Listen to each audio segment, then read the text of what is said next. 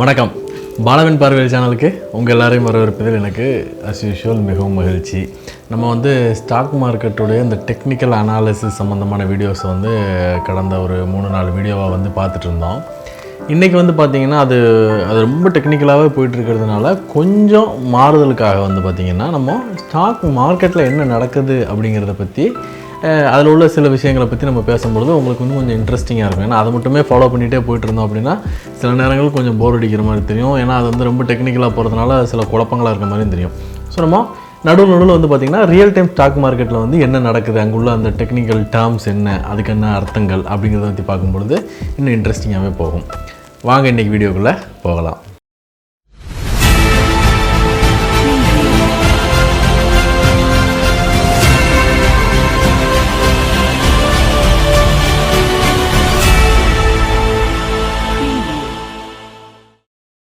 Stock மார்க்கெட்டில் பார்த்தீங்க அப்படின்னா நாளெல்லாம் பார்த்தீங்கன்னா ப்ரைஸஸ் வேரி ஆகிட்டே இருக்கும். மேலே போகும், கீழே வரும், எல்லா விதமான சேஞ்சஸும் இருந்துகிட்டே இருக்கும். அதில் பார்த்திங்கன்னா 2 முக்கியமான விஷயங்கள் இருக்குது. அது என்ன அப்படின்னு பார்த்தீங்கன்னா அப்பர் சர்க்கியூட் இல்லைன்னா லோயர் சர்க்கியூட் அப்படின்னு சொல்லிட்டு 2 இருக்குங்க. அதாவது இந்த சர்க்கியூட் அப்படின்னா என்னென்னா நம்ம வீட்டில் இருக்கும் இல்லையா சர்க்கியூட் பிரேக்கர்ஸ், அதாவது கரண்ட் கொஞ்சம் அதிகமாக பாஸ் ஆகுது, கொஞ்சம் அப்நார்மலான விஷயமா இருக்குது அப்படின்னா என்ன ஆகுனா அந்த சர்க்கியூட் பிரேக்கர் டப்புன்னு விழுந்து அந்த எலக்ட்ரிசிட்டி கட் பண்ணிடும். சேம் தான் இந்த மார்க்கெட்லேயும் பார்த்திங்கன்னா சர்க்கியூட் பிரேக்கர் வச்சுருக்காங்க. அது எப்படி அப்படின்னா ஸ்டாக் மார்க்கெட்டுடைய அந்த ப்ரைஸஸ் பார்த்திங்கன்னா ஒரு குறிப்பிட்ட லெவலுக்கு மேலே திடீர்னு உயர்ந்தாலோ இல்லை அதே மாதிரி ஒரு குறிப்பிட்ட லெவலுக்கு கீழே திடீர்னு சரிஞ்சாலோ டக்குன்னு பார்த்திங்கன்னா ஸ்டாக் மார்க்கெட்டில் ட்ரேடிங் ஸ்டாப் பண்ணி வச்சுருவாங்க. எவ்வளோ பர்சன்டேஜ் உயர்ந்திருக்கு இல்லை எவ்வளோ பர்சன்டேஜ் தாழ்ந்திருக்குங்கிறத பொறுத்து எவ்வளோ நேரம் ஹோல்டு பண்ணி வைக்கிறது மார்க்கெட்டை அப்படிங்கிறது கைட்லைன் இருக்குது. உதாரணத்துக்கு பார்த்திங்கன்னா ஒரு 10% மார்க்கெட் சர்ஜாக இருக்குது இல்லை பிளஞ்சாக இருக்குன்னு வைங்களா, அதாவது மேலே போயிருக்கு இல்லை கீழே வந்திருக்கு அப்படின்னா அது என்ன நேரத்தில் நடந்திருக்கு, அதாவது மத்தியானம் 1 மணிக்கு முன்னாடி நடந்திருக்கு அப்படின்னா ஒரு 45 மினிட்ஸ் ஹோல்டு பண்ணிவிட்டு அந்த சிச்சுவேஷன் அனலைஸ் பண்ணிட்டு திரும்ப ஓப்பன் பண்ணுவாங்க. இதே இது பார்த்திங்கன்னா ஒரு 20% இல்லை 15% விழுகுது அப்படின்னா ஒரு 2 மணிக்கு மேலே விழுகுது அப்படின்னா ரெஸ்ட் ஆஃப் த டே பார்த்திங்கன்னா ட்ரேடிங்கே ஸ்டாப் பண்ணி வச்சுருவாங்க. இது மொத்த நிஃப்டி 50 ஸ்டாக்குக்கும் பொருந்தும், இல்லை ஈச் அண்ட் எவ்ரி இண்டிவிஜுவல் ஸ்டாக்குக்குமே பார்த்திங்கன்னா ஒரு அப்நார்மலான ஒரு சேஞ்சஸ் இருந்துச்சுன்னா இந்த சர்க்கியூட் பிரேக் ஆகி ஆட்டோமேட்டிக்காக ட்ரேடிங் க்ளோஸ் ஆயிரும். அதில் இன்னொரு முக்கியமான விஷயம் என்ன அப்படின்னு பார்த்தீங்கன்னா சர்க்கியூட் பிரேக்கர் இல்லாமே ட்ரேடிங் நின்றோம்.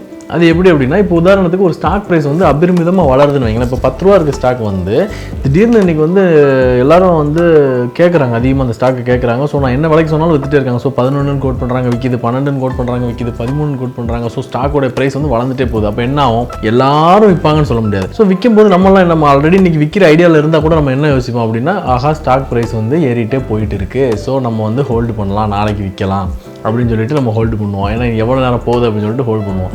ஸோ அப்போ என்ன ஆகும், யாருமே விற்கிறதுக்கு ஆள் இருக்க மாட்டாங்க, வாங்குறதுக்கு பார்த்திங்கன்னா ஆளுங்க நிறைஞ்சிருப்பாங்க அப்படியே.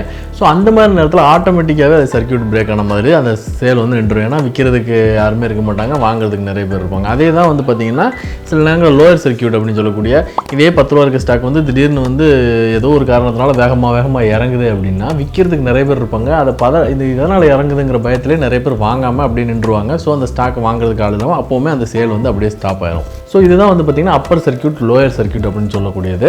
இந்த 2 விஷயம் நம்ம முக்கியமாக தெரிஞ்சுக்கணும். ஏன்னா சில நேரங்கள் நம்ம மார்க்கெட் ப்ரைஸஸ் டக்குன்னு அபரிமிதம் வளர்ந்துருக்கும்போது நம்ம போய் வாங்கவோ விற்கவோ முயற்சி பண்ண ட்ரை பண்ணோன்னா அங்கே ஒன்றும் பண்ண முடியாமல் அப்போ நம்ம யோசிப்போம். இதெல்லாம் ஸ்டாக் மார்க்கெட்டோட ஒன் ஆஃப் த பேசிக்ஸ். ஏன் அது நிற்கிது அப்படிங்கிறது நம்ம அப்போ பர்சன்டேஜ் எவ்வளோ வளர்ந்துருக்கு, அப்போ எதனால் சர்க்கியூட் பிரேக் ஆகி நிற்கிது அப்படிங்கிறத அனலைஸ் பண்ணிட்டு அதை ஒரு குறிப்பிட்ட டைம் வச்சுருப்பாங்க. 10 மினிட்ஸு, 15 மினிட்ஸு, 40 மினிட்ஸு, 45 மினிட்ஸ் ஏதோ ஒரு டயத்தில் பார்த்திங்கன்னா எக்ஸ்சேஞ்ச் திரும்ப ட்ரேடிங் ஓப்பன் பண்ணி விட்ருவாங்க. அது என்ன சிச்சுவேஷனுங்கிறத பற்றி. ஏன்னா சம்டைம்ஸ் சில அப்நார்மலான கண்டிஷன்ஸ்னால இந்த விஷயங்கள் நடக்கலாம், இந்த மாதிரியான போட் டவுனும். அதனால் அதுக்கு ஒரு சேஃப்டி ப்ரிகாஷனாக பார்த்திங்கன்னா இந்த சர்க்கியூட் பிரேக்கர்ஸ் யூஸ் பண்ணுறாங்க. நம்ம வீட்டில் யூஸ் பண்ணுற same kind of circuit breaker தான். சேம் கைண்டுன்னு ஒன்று நீங்கள் அதே மாதிரியே மெத்தடில் இருக்குமான்னு கிடையாது, concept same kind of concept. இந்த சர்க்கியூட் பிரேக்கரோட சேர்த்து இன்னொரு குட்டி விஷயத்தை நம்ம தெரிஞ்சுக்கலாம். உதாரணத்துக்கு நம்ம இன்றைக்கி ஒரு ஸ்டாக்கை வாங்க முயற்சி பண்ணிகிட்டே இருக்கோம், இல்லை நம்ம திங்க் பண்ணிக்கிட்டே இருக்கோம், இந்த ஸ்டாக் ஒரு ப்ரைஸில் நிற்கிது, நம்ம வாங்கலை, இன்றைக்கி வாங்கலை, விட்டுட்டோம். ஸோ லாஸ்ட் ட்ரேடர் ப்ரைஸ் ஒரு 10 ரூபா நிற்கிதுன்னு வச்சுக்கோங்களேன்.